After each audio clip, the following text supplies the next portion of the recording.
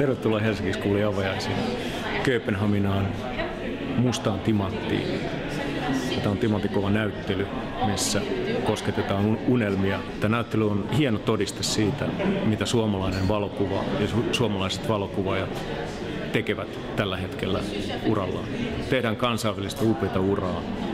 Tämä on sitä kulttuurivientiä, tämä on sitä oikeaa asiaa, mitä meidän pitää tehdä. Meidän pitää tukea näitä nuoria taiteilijoita, meidän pitää antaa heille mahdollisuudet päästä eteenpäin uralla kansainvälisesti.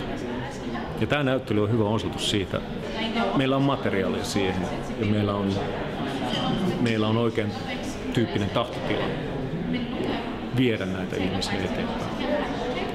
On helppo olla ylpeä, on helppo katsella ympärilleen ja on helppo mennä kaikille tanskalaisille sanomaan, että hei, katsokaa, meillä on jotain täysin uniikkia.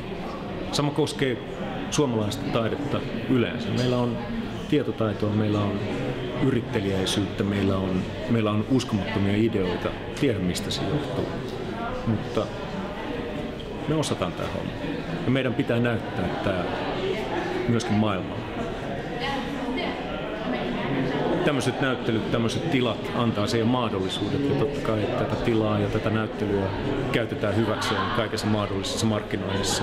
Ja yritetään viedä myöskin yksittäisiä taiteilijoita mahdollisesti yksityisiin gallerioihin tänne Kööpenhaminaan ja saada sitä oikein tyyppistä ansaintaloogista kulttuurivientiä aikaan, koska nyt se on mahdollista.